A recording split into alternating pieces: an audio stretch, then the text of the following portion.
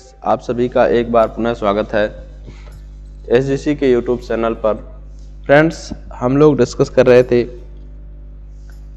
Genetics का एक topic था Mendelian extension. Mendelian extension colour दूसरा लेते हैं।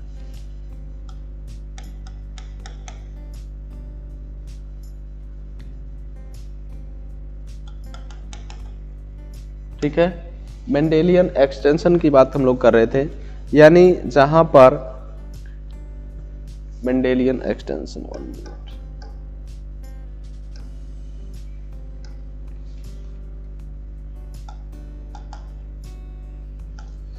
ठीक है, जहां पर मेंडल्स के जो नियम है वो लागू नहीं होते, तो उसी में हम लोगों ने डिस्कस कर रहे थे इंटरजेनिक एंड इंट्राजेनिक इंटरेक्शन या allylic and non allylic interaction. तो यह एक इंटरजेनिक इंटरेक्शन का एग्जाम्पल है जिसे हम लोग डिस्कस करेंगे, जिसमें हमने ये बताया था कि दो अलग अलग जीन्स होते हैं और जो अलग अलग क्रोमोसोम के ऊपर सिचुएटेड होते हैं, या तो अलग अलग क्रोमोसोम के ऊपर सिचुएटेड होते हैं, या फिर यदि वो सेम जीन के हैं तो उनके लोकेशन जो है वो अलग अलग होंगे। ठीक है, तो यहाँ पर अलग अलग जीन के ही जो एलील्स हैं वो आपस में इंटरेक्ट करते हैं और एक दूसरे के फिनोटाइप को मतलब अफेक्ट करते हैं। तो इसी का एक एग्जाम्पल हम यहाँ पर डिस्कस करेंगे।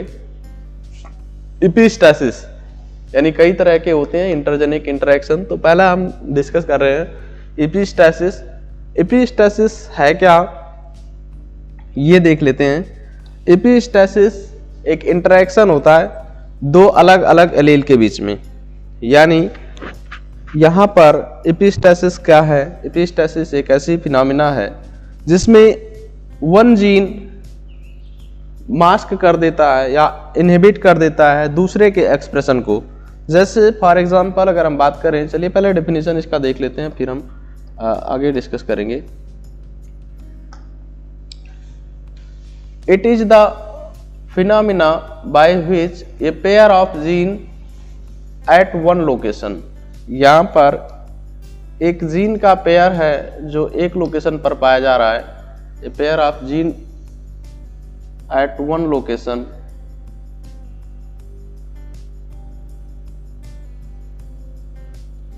ठीक है। A pair of gene at one location या one locus prevent the expression of a pair of gene at another locus, यानी दूसरे लोकस पर पाए जाने वाले एक ऐसे जीन जिसके एक्सप्रेशन को ये क्या करते हैं, इनहिबिट कर देते हैं। ठीक है, these genes are also called, इन्हें और किस नाम से जानते हैं? These genes are also called inhibiting gene या epistatic genes, and the expression of which genes is prevented is called hypostatic gene। तो यहाँ पर दो टर्म हम लोग देख रहे हैं, एक तो epistatic gene और दूसरा hypostatic gene। epistatic gene या इनहिबिटिंग जीन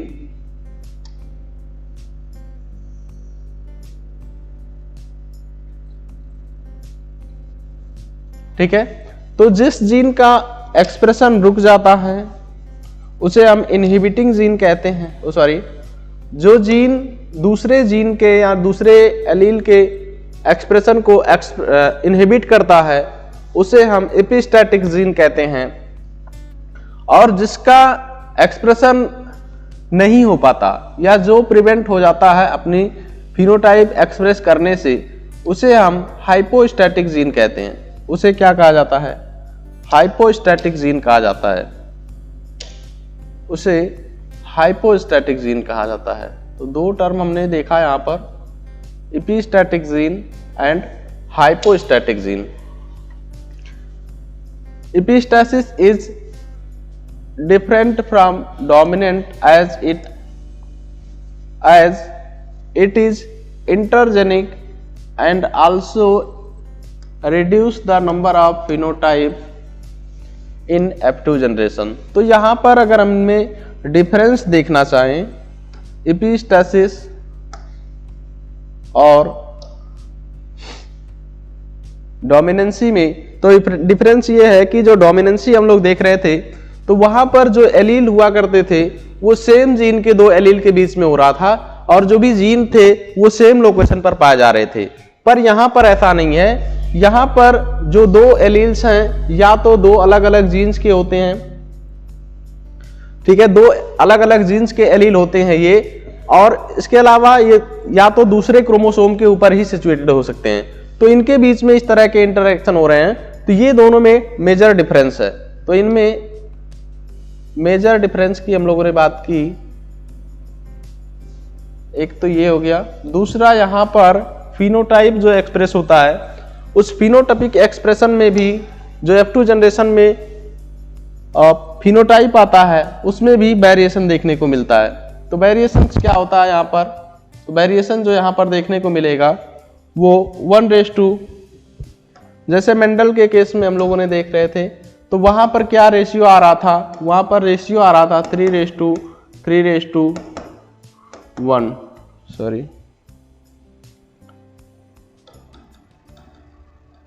9:3:1, ये रेशियो आ रहा था मेंडल के केस में 9:3:3:1।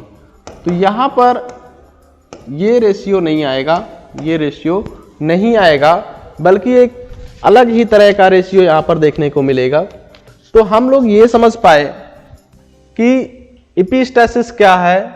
एपिस्टेसिस एक ऐसी फिनोमिना है जिसमें एक जीन दूसरे जीन के एक्सप्रेशन को मास्क कर देता, इनहिबिट कर देता या सप्रेस कर देता है। जिस जीन का एक्सप्रेशन सप्रेस होता है उसे हम हाइपोस्टैटिक जीन कहते हैं, और जो जीन या जो एलील सप्रेस करता है उसे हम लोग एपिस्टैटिक जीन या इनहिबिटिंग जीन कहते हैं। जैसे हम अगर समझना चाहें इस चीज को तो इस तरह से समझ सकते हैं,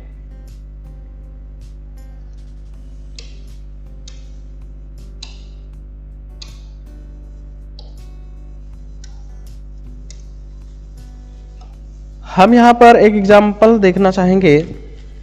जैसे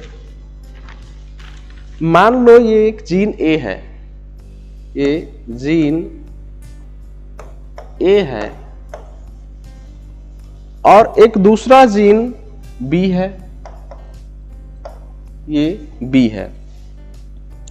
तो यहां पर ये जो फिनोमिना है इसके द्वारा ये देखेंगे कि जो ये जीन ए है यह क्या कर रहा है, मास्क कर दे रहा है किसको, phenotypic expression of other gene, यानी वन जीन। यहां पर हम कहना चाहें तो ये जो फिनोमिना है, फिनोमिनन जो मास्क करने का है, तो ये जीन जो है जीन ए मास्क कर देता है। ये कैसी फिनोमिना है जो ये मास्क कर देता है expression of phenotypic expression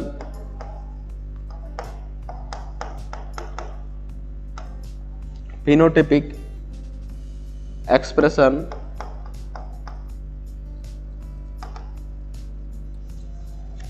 of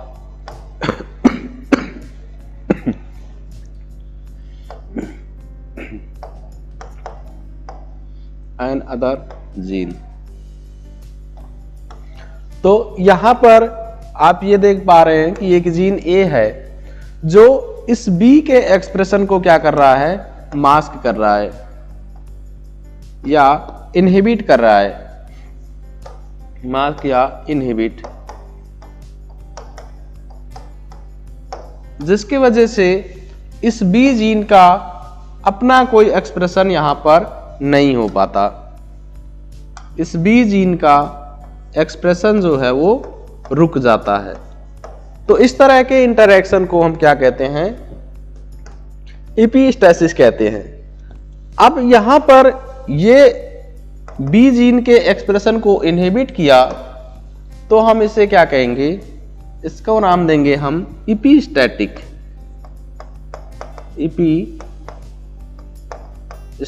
gene. जबकि जिसका एक्सप्रेशन रुक जाता है, अर्थात यहां पर जो बी जीन है ये क्या होगा, हाइपोस्टैटिक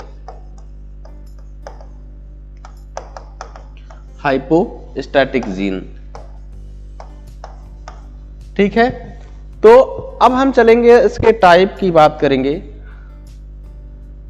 यहां पर अगर हम इसके टाइप की बात करें तो दो तरह का एपिस्टैसिस देखने को मिलता है अलग अलग केसेस में।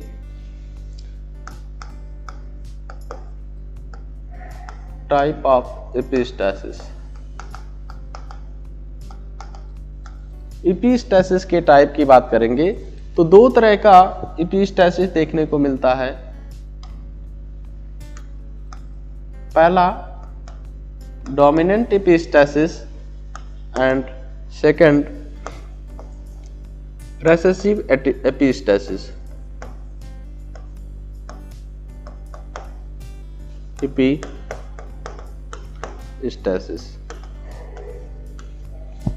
यदि हम ये देखें डोमिनेंट एपिस्टैसिस क्या होता है, यहां पर जो भी एक्सप्रेशन होगा या जो एपिस्टैटिक फैक्टर यहां पर रिस्पॉन्सिबल होता है, यहां पर डोमिनेंट एपिस्टैसिस में जो एपिस्टैसिस काज करता है या जो एपिस्टैसिस की प्रोसेस देखने को मिलती है, रिप्रेजेंट होता है, वो किसके वजह से होता है, डोमिनेंट एलील के वजह से। तो हम ये कह सकते हैं कि जब एपिस्टैसिस डोमिनेंट एलील के वजह से होती है, dominant allele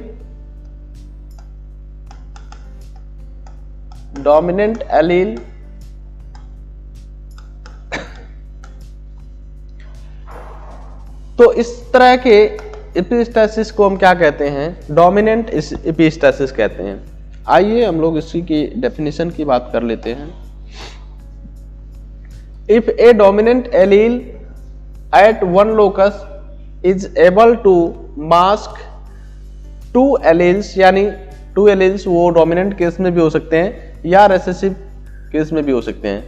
Two allele dominant as well as recessive at different loci, यानी एक जो डोमिनेंट एलील है एक लोकेशन पर है, यहां पर एक जो डोमिनेंट एलील है वन लोकेशन पर है और ये मास्क कर रहा है दो एलील्स को जो या तो डोमिनेंट केस में हो या फिर रेसेसिव केस में हो, दोनों ही केसेस में उनको मास्क कर रहा है एट डिफरेंट लोकेशन। ये इनकी location different location at different location is referred to as, उसी को हम क्या कहते हैं, डोमिनेंट एपिस्टैसिस कहते हैं, रिफर टू एज एपिस्टैसिस डोमिनेंट। तो यहां पर हमने ये देखा कि जो डोमिनेंट एलील हैं वो डोमिनेंट एलील क्या कर रहा है, दो चीजों को यानी दो एलील्स को मास्क करता है। वो दोनों एलील चाहे वो डोमिनेंट केस में हो लेकिन अदर लोकस का लोकेशन उनका अदर होना चाहिए, तो उनका लोकेशन अलग हो, चाहे वो डोमिनेंट केस में हो, डोमिनेंट हो या फिर रेसेसिव हो, पर उनकी लोकेशन जो है वो अलग होनी चाहिए। तो this means that an expression pattern of one recessive और dominant allele is blocked by a different dominant gene. This is also known as epistasis simple। तो इसे epistasis simple के नाम से भी जानते हैं। चलिए इसे हम एक एग्जाम्पल के थ्रू समझेंगे। इसका एग्जाम्पल क्या क्या है, तो पहला एग्जाम्पल बहुत सारे हैं, पर हम लोग एक एग्जाम्पल यहां पर देखेंगे। Example of dominant epistasis. ये prime example of dominant epistasis can be seen in colour of fruit during summer squash. आपने स्क्वैश के अंदर देखा होगा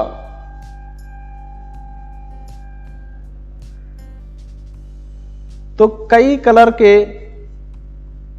उनमें फ्रूट्स आते हैं, खासकर जो कुकुम्बर है, खीरे, उनमें कई तरह के होते हैं। यानी कि जनरली हम देखते हैं 3 तरह, अलग अलग तरह के, इनमें 3 kind of, there are 3 kinds of colour for fruit in this particular cucumber. ठीक है, उसमें 3 तरह के कलर्स देखने को मिलते हैं। ग्रीन, कौन कौन कलर्स हैं? ठीक है, ग्रीन हो गया, येलो एंड वाइट। 3 अलग अलग तरह के जो कलर आते हैं और इन सभी के लिए रिस्पॉन्सिबल होते हैं एक पर्टिकुलर जीन। ठीक है, तो आइए हम लोग अच्छा दूसरा एग्जाम्पल, पहला एग्जाम्पल तो हमने देखा कि जो फ्रूट कलर ऑफ स्क्वैश। दूसरा एग्जाम्पल अगर हम बात करें तो दूसरा एक पॉपुलर एग्जाम्पल है coat colour in dog. Coat colour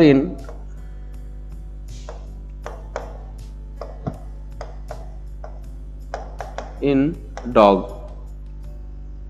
dogs के अंदर, कुत्तों के अंदर जो कोट कलर है वह भी एक बेस्ट एग्जाम्पल होता है।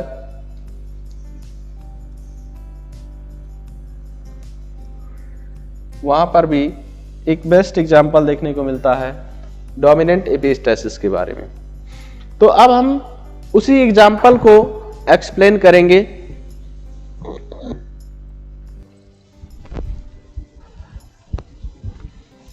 तो हम लोग यहां पर एक एग्जाम्पल के माध्यम से समझेंगे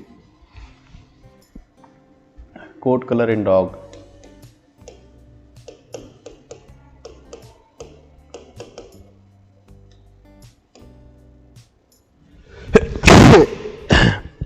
sorry,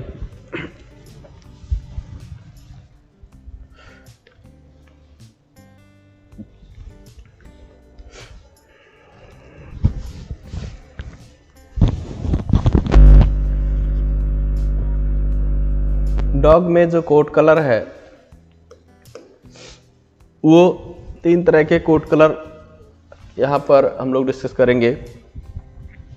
white, black and brown.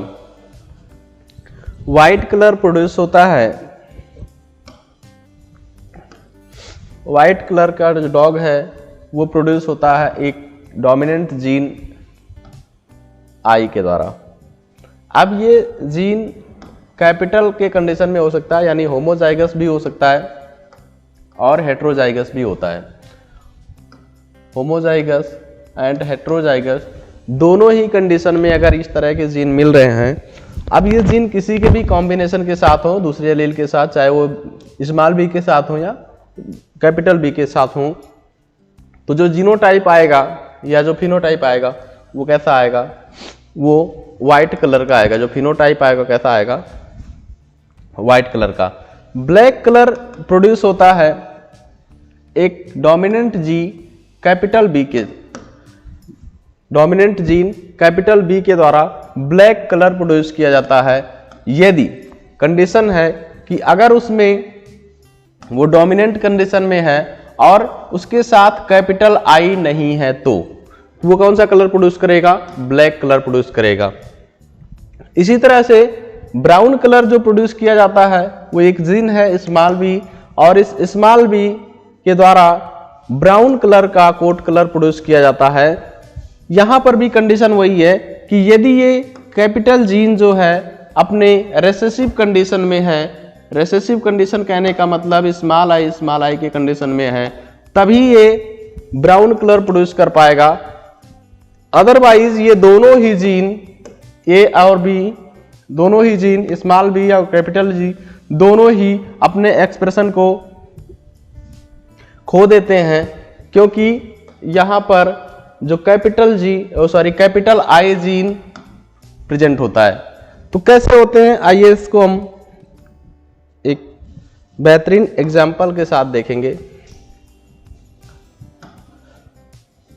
ठीक है, तो यहां पर हम लोग देख रहे हैं एक यहां पर ब्राउन डॉग और इस ब्राउन डॉग का हम क्रॉस करवा देंगे व्हाइट डॉग से।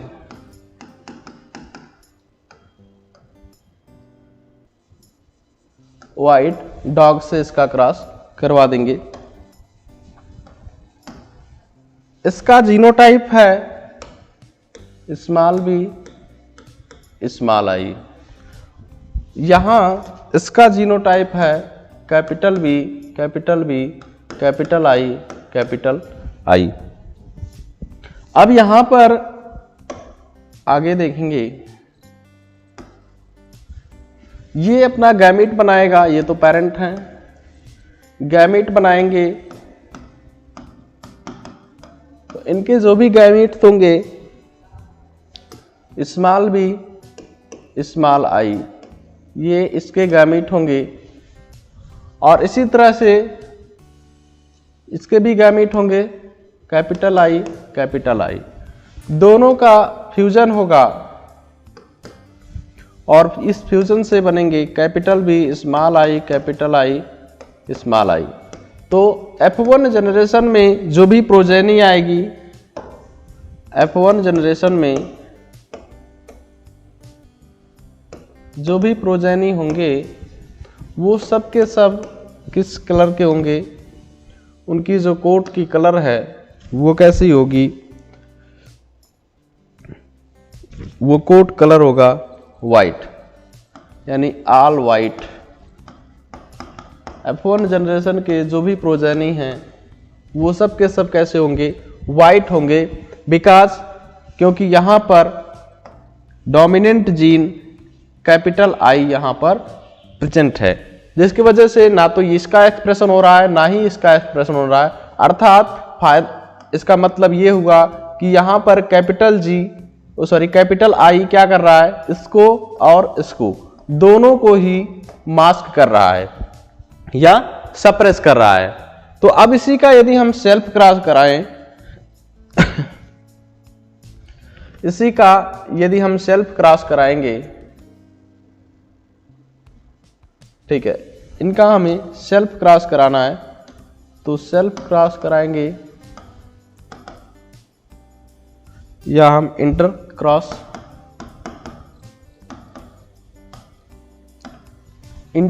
अगर हम कराते हैं इनका, तो हमें 4 तरह के गैमेट मिलेंगे, मेल के और अदर 4 तरह के जो गैमेट होंगे वो फीमेल के मिलेंगे।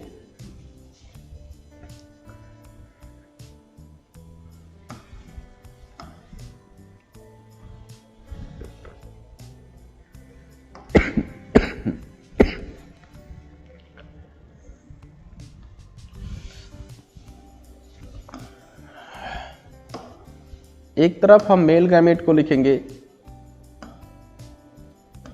और एक तरफ हम फीमेल गैमेट को लिखेंगे। तो इसके अगर गैमेट हम देखेंगे तो क्या क्या बन सकते हैं, capital B capital I small B small I small B capital I small B small I. इसी तरह से हम यहाँ पर भी देख लेंगे।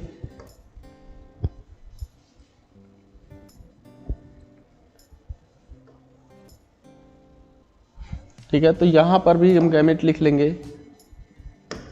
इसके गैमेट हो जाएंगे capital B small I small B small I small B capital I small B small I. तो इस तरह से अगर आप इस पूरे को आप ऐसे सॉल्व कर लेंगे, capital B capital B capital B capital I, तो ओवरऑल अगर आपसे F2 जनरेशन देखा जाए, आप इस टाइम कम लगे, इस वजह से इसको आप खुद ही सॉल्व कर लेंगे। सॉल्व करना बहुत ही आसान है, आप कर लेंगे उस चीज को। तो इसका जो ओवरऑल रेशियो आएगा, F2 जनरेशन का रेशियो